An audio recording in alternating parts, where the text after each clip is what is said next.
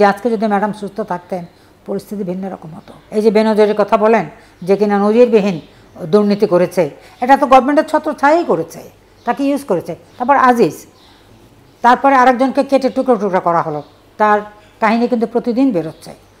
তো এই জিনিসগুলো মানুষকে বোঝানো যে এরা থাকলে বাংলাদেশে গণতন্ত্র থাকবে না, এরা থাকলে মানুষের সুখ শান্তি থাকবে না, নিত্য প্রয়োজনীয় জিনিসপত্রের দাম বাড়ছে তো বাড়ছেই, বাড়ছে তো বাড়ছে। ডেমোক্রেসির জন্য তো অবশ্যই কাউন্সিল করা দরকার, কিন্তু এখন এই মুহূর্তে যেটা হচ্ছে যে মানুষ তো এমনিতেই সাধারণ মানুষ, আপনি পদ প্রদান বাদ দেন, ওটা বাদ দিয়ে তো মানুষ আমাদের সাধারণ মানুষ আমাদের সঙ্গে আছে। তো এই মুহূর্তে পদ প্রদান কিংবা কমিটি এটা খুব একটা গুরুত্বপূর্ণ আছে বলে আমার মনে হয় না। এখন সবাই আগে আন্দোলন হোক, এই সরকারকে উৎখাত করা হোক, তারপর অবশ্যই যার মূল্যায়ন, যার যেরকম মূল্যায়ন করা দরকার সেটা হবে।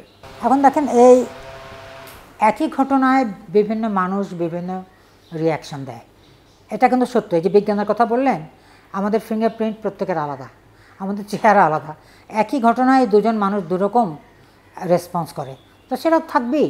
এবং সে কারণে সবার মতামতটা নিয়ে একটা ইন্টিগ্রেটেড মতামত, এটাই হলো গণতন্ত্র, বহুদলীয় গণতন্ত্র, যেটা জিয়া রহমান সাহেব এটা যার প্রবক্তা ছিলেন। 6000 mAh battery, one and only Power Master Next-G N73। তো আমরা তাদের মতামতগুলো নিচ্ছি, কথা শুনছি, বলুক, তারা তাদের মতো করে বলছে, আমরা আমাদের মতো করে বলবো, তারপর সবাই একসঙ্গে মিলে কি করা যায় সেটা। এখানে হতাশার কিছু আছে বলে আমার মনে হয় না। আমরা তো দারুণভাবে মিস করি। আমরা এটা এমনও বলি যে আজকে যদি ম্যাডাম সুস্থ থাকতেন পরিস্থিতি ভিন্ন রকম হতো। আর আমাদের যিনি অ্যাক্টিং চেয়ারম্যান, উনি তো দেশে আসতে পারছেন না, উনি থাকছেন লন্ডনে, কাজেই অত দূর থেকে একটা দলকে পরিচালনা করা কঠোর পরিশ্রম করছেন উনি।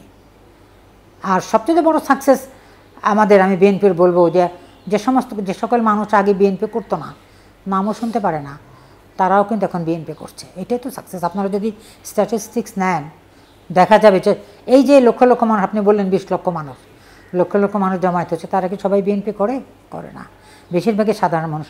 এই যে সাধারণ মানুষ যে আমাদের নীতির সঙ্গে একমত, আমাদের কাছে আসছে, বিএনপির আমব্রেলার নিচে আসছে, কখনো আমি দেখলাম ছবিতে বনবাদার হেঁটে আসছে, নদী সাঁতরে এসছে, এটাই তো আমাদের বিএনপির সাকসেস। তবে 100% আনন্দ মানুষ পৃথিবীতে কেউ পায় না, এই হতাশা থাকবেই।